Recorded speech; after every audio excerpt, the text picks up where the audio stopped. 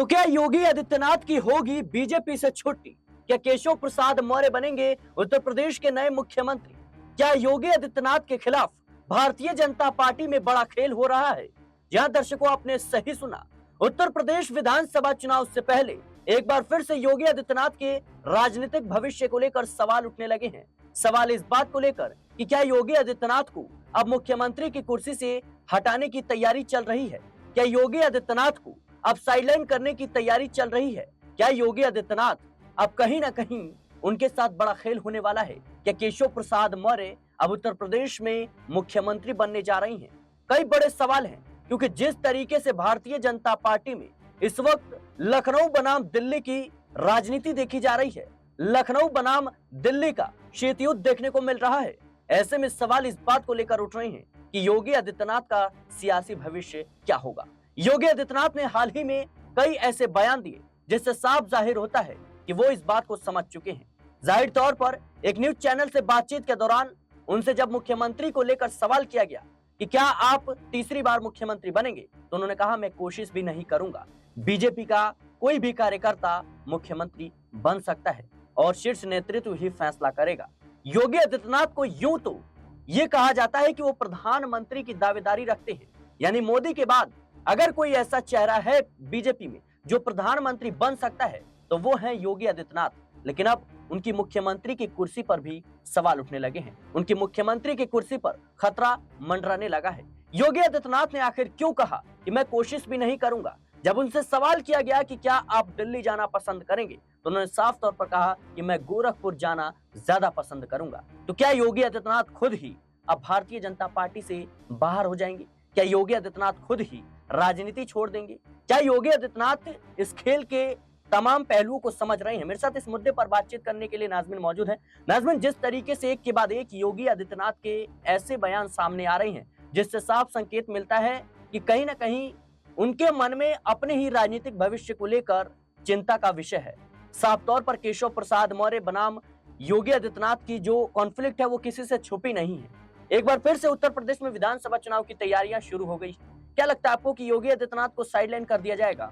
देखिए, अगर बात करें उत्तर प्रदेश के विधानसभा चुनाव की, तो सिराज अभी इसमें काफी समय है। 2027 में विधानसभा का चुनाव होना है। लेकिन इससे पहले अगर बात की जाए तो उत्तर प्रदेश में मुख्यमंत्री पद को लेकर बड़ी होड़ देखने को मिल रही है। जहां योगी आदित्यनाथ मुख्यमंत्री हैं, तो वहीं योगी आदित्यनाथ के बजाय केशव प्रसाद मौर्य को मुख्यमंत्री बनाने के लिए खुद भारतीय जनता पार्टी के विधायक तुले हुए हैं।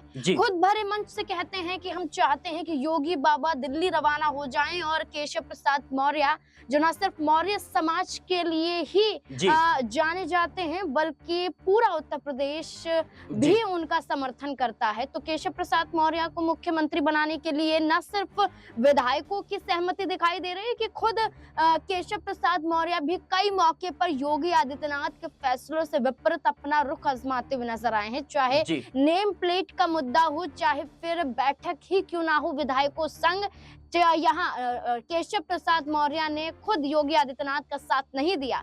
साथ ही साथ अगर हम बात करें तो कई ऐसे विधायक भी थे, जैसे नंद किशोर गुर्जर की बात करें तो जब कलश यात्रा के दौरान बड़ा विवाद खड़ा हुआ तो वो योगी सरकार की पोल खोलते हुए नजर आए, तब केशव प्रसाद मौर्य ने उनका साथ दिया। तो देखिए, योगी आदित्यनाथ अब तक बुलडोजर वाली राजनीति के जरिए जाने जाते थे।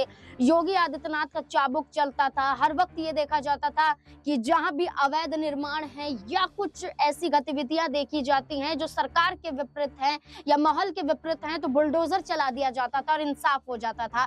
लेकिन हालिया तौर में बताएं तो सुप्रीम कोर्ट ने भी बड़ी फटकार लगाई और ये कहा है कि हर चीज का न्याय आप बुलडोजर चलाकर नहीं कर सकते हैं। सुप्रीम कोर्ट ने साफ तौर पर कहा है कि इंसाफ बुलडोजर से नहीं होगा। ये समझ सकते हैं, एक तरफ योगी आदित्यनाथ का साथ बीजेपी विधायक नहीं दे रहे हैं, बीजेपी में सहमति नहीं बन रही है, दूसरी तरफ योगी आदित्यनाथ को बुलडोजर की राजनीति के चलते फटकार सुप्रीम कोर्ट से लगती है। तो साफ तौर पर दिखाया जा रहा है कि योगी आदित्यनाथ का वजूद न सिर्फ उत्तर प्रदेश में बल्कि भारतीय जनता पार्टी में भी कम हो रहा है।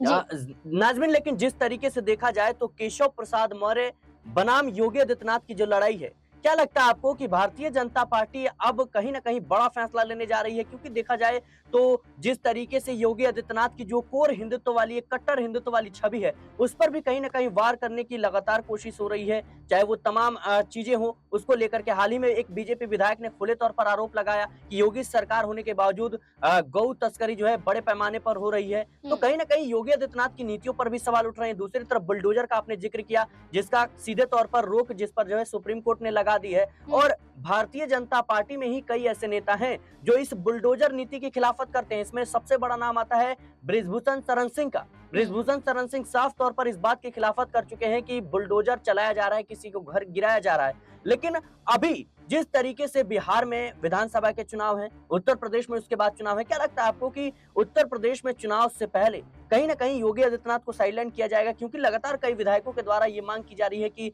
योगी आदित्यनाथ को दिल्ली भेजा जाए, केशव प्रसाद मौर्य के हाथ में उत्तर प्रदेश की कमान दे दी जाए। ईद के मौके पर हमने ये भी देखा था कि योगी सरकार का जो फरमान था, तमाम ऐसे फरमान थे कि सड़कों पर नमाज नहीं पढ़ सकते हैं, खुले में नमाज नहीं पढ़ सकते हैं, एक्शन होगा, लाइसेंस जब्त कर लिया जाएगा, तमाम तरीके से एक सख्त निर्देश दिए गए। लेकिन इस निर्देश के दौरान न सिर्फ भारतीय जनता पार्टी के विधायक बल्कि सहयोगी दलों ने खुद योगी सरकार के इस फैसले का विरोध किया।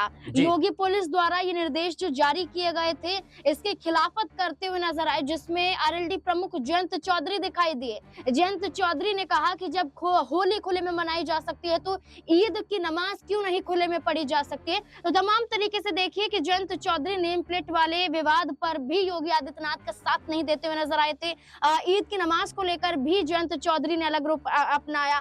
अनुप्रिया पटेल की बात करें तो आरक्षण के मुद्दे पर योगी आदित्यनाथ को ही आंखें दिखाती हुई नजर आई। ओम प्रकाश राजभर सीटों को लेकर भारतीय जनता पार्टी को ललकारते हुए नजर आए। तो देखिए योगी आदित्यनाथ का साथ कहीं भी उत्तर प्रदेश में भारतीय जनता पार्टी के तहत नहीं मिल रहा है।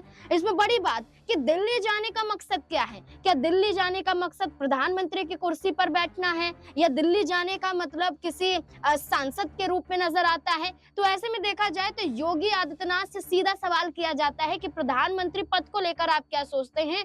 उनका जवाब यही होता है कि प्रधानमंत्री छोड़िए, मैं एक मुख्यमंत्री हूँ सूबे का, और कोई भी राजनीति में लंबा सफर तय नहीं करता है, हर किसी का अंत होता है। और खुद योगी आदित्यनाथ ने कहा है कि मैं खुद एक योगी हूँ, और अगर मैं मुख्यमंत्री नहीं बना तो मैं एक योगी के रूप में जाना जाऊंगा, ना कि प्रधानमंत्री की कुर्सी के लिए लड़ाई लड़ूंगा। यानी कि उन्होंने साफ कर दिया कि दिल्ली भेजने की बात तो हो रही थी, लेकिन मैं दिल्ली नहीं जाना चाहूंगी। जैसे कि आपने खुद कहा कि योगी आदित्यनाथ ये कहते हैं कि मैं दिल्ली नहीं बल्कि मैं कहीं और जाना चाहता हूं। तो इससे साफ होता है कि योगी आदित्यनाथ को इस बात की भनक हो गई है कि खुद वो मुख्यमंत्री पर नहीं बिठाए जाएंगे। भारतीय जनता पार्टी कहीं ना कहीं पहले से ही संकेत दे रही है, इसलिए योगी आदित्यनाथ खुलकर मुख्यमंत्री पद को लेकर कोई भी बयान स्पष्ट रूप से नहीं दे रहे हैं। ऐसी बात है दर्शकों, योगी आदित्यनाथ के एक बाद एक ऐसे बयान सामने आ रहे हैं जिसने भारतीय जनता पार्टी में खलबली मचा दिया है। हाल ही में योगी आदित्यनाथ ने एक न्यूज चैनल से बातचीत के दौरान उन्होंने साफ तौर पर कहा कि मैं एक योगी हूं, राजनीति मेरा फुल टाइम जॉब नहीं है। तो जाहिर सी बात है कि क्या वो राजनीति से संन्यास लेने की योजना बना रही हैं? जिस तरीके से उन्होंने कहा कि मैं गोरखपुर जाना ज्यादा पसंद करूंगा, तो क्या अगर उन्हें साइडलाइन किया गया तो वो राजनीति ही छोड़ देंगे? कई सवाल इस वक्त योगी आदित्यनाथ के भविष्य को लेकर उठ रहे हैं। फिलहाल के लिए इस रिपोर्ट में इतना ही। देश और दुनिया की तमाम खबरों के लिए बने रहने नेक्स्ट 9 न्यूज के